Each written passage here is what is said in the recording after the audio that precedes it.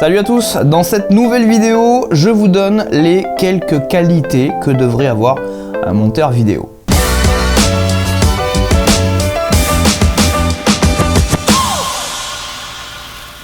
Toujours dans la série métier monteur, j'ai décidé de répondre à une autre question, c'est quelles seraient les qualités à avoir quand on est monteur vidéo. Première des choses, il faut être quelqu'un d'organisé.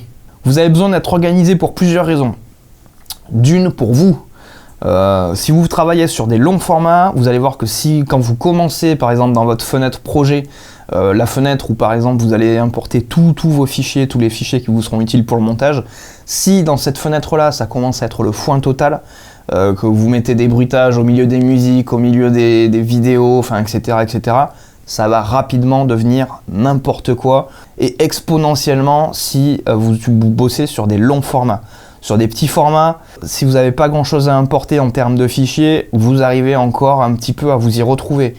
Mais si vous bossez sur des longs formats et qu'il y a des fichiers dans tous les sens, vous allez, à un moment donné, vous n'allez plus être efficace parce que vous allez passer plus de temps à chercher ce que vous avez besoin qu'à bosser réellement.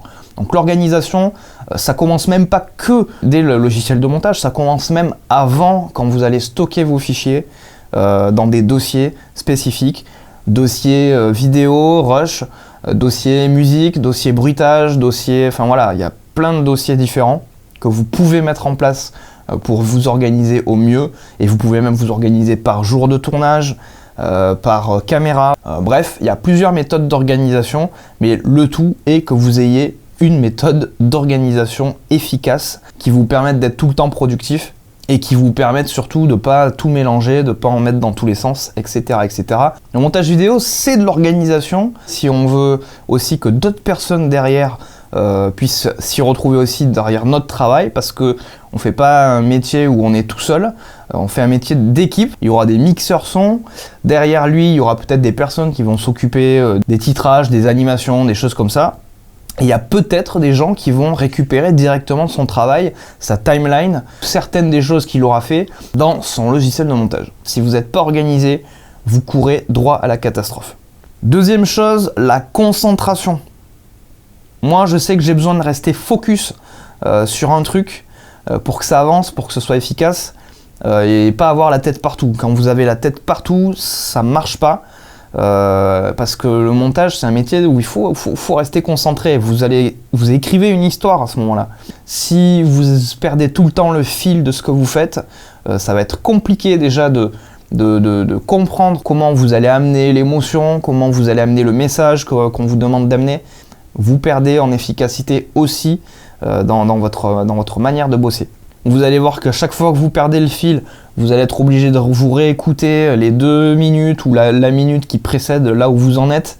Vous allez faire ça souvent à chaque fois que vous serez déconcentré pour reprendre le fil du truc. Bref, vous perdez un temps fou. Donc restez focus, restez concentré. La sensibilité, c'est aussi une super qualité chez un monteur vidéo. Pourquoi ? Faut que vous soyez un espèce de capteur à émotion quand vous regardez un film ou quand vous regardez une vidéo, par exemple sur Internet, pour comprendre comment cette émotion est arrivée à l'intérieur de vous, comment le mec qui a monté ce film, par exemple, a réussi à vous faire ressentir ça. Est-ce que c'est le rythme des plans ? Est-ce que c'est la musique ? Souvent, la musique fait aussi partie du truc. Mais il y a aussi le rythme des plans, il y a aussi l'écriture de l'histoire, comment cette histoire elle a été amenée au montage. Faut que vous soyez un capteur de tous ces trucs-là quand vous regardez une vidéo, pour que vous aussi, en tant que monteur, vous puissiez réutiliser un petit peu les mêmes ingrédients pour véhiculer la même émotion dans vos messages, dans vos montages vidéo. Donc la sensibilité, je pense que c'est aussi quelque chose d'important qu'un monteur devrait avoir, donc qu'il soit sensible, qu'il sache se laisser un petit peu influencer par ce qu'il voit autour de lui, pour pouvoir arriver à le retranscrire lui-même aussi dans ses projets. La créativité, c'est aussi une super qualité chez un monteur vidéo. Pourquoi ? Parce qu'il y a beaucoup de choses qui changent très très vite. Internet fait aussi que beaucoup de choses changent très très vite dans la vidéo. Il y a des nouvelles choses qui sortent tous les jours. On a besoin d'être créatif si on veut sortir du lot. On a besoin de découvrir de nouvelles choses, on a besoin aussi de créer de nouvelles choses si on veut sortir de la masse des vidéos qui sont déjà là, qui sont déjà très très bonnes, qui marchent déjà super bien, qui font évoluer le truc tellement vite qu'il ne faut pas être à la traîne derrière. Donc ça veut dire que la créativité c'est super important pour un monteur vidéo. Et la créativité ça ne veut pas forcément dire être un alien qui réfléchit à des trucs que personne n'a réfléchi. La créativité c'est aussi, comme je le disais dans le point précédent, c'est aussi être un capteur de ce qui est déjà là, de ce que vous voyez déjà sur internet, être un capteur de ces choses-là pour pouvoir faire la même chose en mieux. Voilà. On a l'impression que les gens créatifs ils ont un cerveau qui n'est pas fait comme le nôtre et qui sont capables de réfléchir à des trucs qui n'existent pas, ils sont incroyables, etc. etc. Sauf qu'en fait, une idée vient toujours de quelque chose en amont. C'est souvent la transformation d'une autre idée. C'est beaucoup de transformation de ce qui a déjà été fait. Il faut se trouver des endroits où on voit des gens faire des choses incroyables. YouTube, Vimeo, c'est des endroits où il faut que vous soyez abonné à plein de chaînes de gens qui font des choses complètement folles. Parce que à force de regarder beaucoup de choses, vous allez repérer des techniques, des choses qui pourront vous influencer et que vous pourrez réutiliser vous-même dans vos propres projets. Des fois, le simple fait de refaire la même chose, mais dans un autre domaine, dans un autre registre, dans un autre type de film ou quoi, des fois, ça peut aussi être créatif. Et si vous arrivez en plus à y rajouter votre touche, et bien là, vous avez tout gagné. Et vous contribuez encore, vous aussi, à faire évoluer tout ce qui est en train de se mettre en place et tout ce que vous voyez dans la vidéo sur Internet, par exemple. Donc la créativité, c'est super important aussi quand on est monteur vidéo, parce que vous le voyez, il y a des vidéos qui sortent tous les jours. Si vous ne voulez pas être noyé dans cette masse-là, il va falloir que vous vous démarquiez aussi par la créativité. Une autre des qualités du monteur, c'est le lâcher-prise, savoir un petit peu rester à sa place. Je vous l'ai déjà dit, vous êtes monteur, pas réal. Ça veut dire qu'il y a toujours quelqu'un au-dessus de vous. Ça veut dire que vous n'êtes pas le patron. Enfin, dans la plupart des cas, moi j'ai de la chance d'avoir une grande liberté dans mon travail, de ne pas avoir tout le temps un réal à côté de moi pour bosser. J'ai cette chance-là. Selon les structures où vous travaillez, vous pouvez aussi avoir cette chance-là.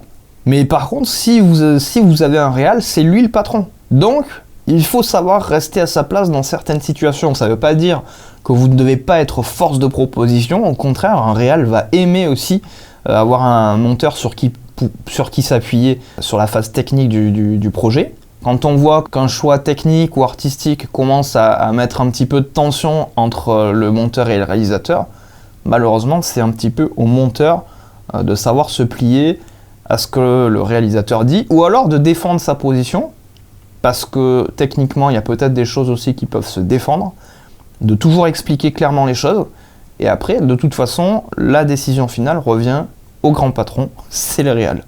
Autre qualité, la capacité d'adaptation. Pourquoi ? Eh bien, parce que vous êtes ni au début de la chaîne de production, ni complètement à la fin de la chaîne de production. Vous êtes dans une position un peu bâtarde, où en fait, vous êtes complètement dépendant du début, c'est-à-dire du moment où vous allez recevoir les rushs, et en même temps, il y a beaucoup de gens qui sont dépendants de vous aussi derrière, notamment ceux qui s'occupent du son, du mixage sonore, de l'étalonnage peut-être, et de tout ce qui est effet, etc., etc. Donc ça veut dire qu'en fait, vous êtes dans cette position-là, où s'il y a eu un retard quelque part, bah, vous êtes directement impacté, parce que derrière, il y a aussi un planning pour ceux qui vont récupérer votre boulot, et il vaut mieux que du coup, il y a un moment donné où si vous voulez, il va falloir qu'il y en ait un de tous ces gens-là qui décide de prendre un petit peu sur lui pour réduire les délais de production, et que le truc puisse être livré en temps et en heure. Vous êtes monteur, ça veut dire que du coup, c'est une des parties les plus longues du boulot aussi, et donc c'est une partie qu'on va réduire. Donc ça veut dire que vous allez faire des journées qui peuvent être très très longues. Ça ne sera pas une journée de fonctionnaire. Il arrive assez régulièrement de faire des journées de 10 à 14 heures, voire j'ai déjà fait une journée de 27 heures. Ça pique un petit peu. Pour la vie familiale, c'est pas terrible. Heureusement pour moi, ça arrive pas tous les jours. Il faut pouvoir avoir un petit peu cette latitude et cette capacité-là de s'adapter, même si c'est pas toujours super rigolo.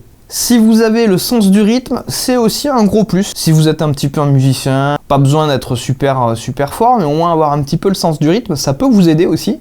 Notamment sur des projets clippés, où vous devez peut-être mettre des plans un petit peu dans le rythme ou des choses comme ça. Bah, si vous avez le sens du rythme, ce sera peut-être un peu plus simple pour vous de le sentir. C'est pas obligatoire, c'est juste un petit bonus. Si vous l'avez, c'est cool.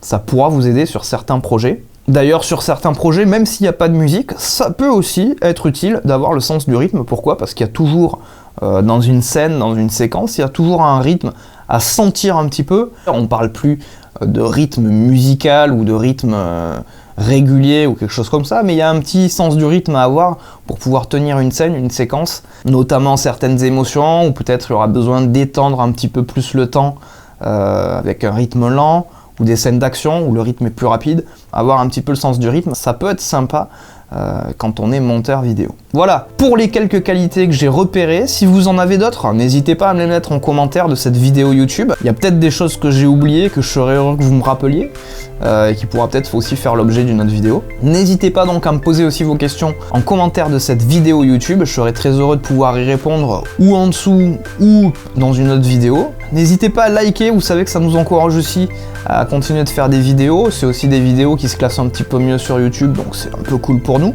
Et puis, si vous avez aimé cette vidéo, il y a des chances que vous en aimiez d'autres qui sont sur cette chaîne ou qui arriveront encore sur cette chaîne, donc n'hésitez pas à vous abonner à cette chaîne. Je vous file un bouquin à télécharger, mes 15 meilleurs conseils pour des montages vidéo plus pro. Vous verrez le lien de téléchargement juste en dessous.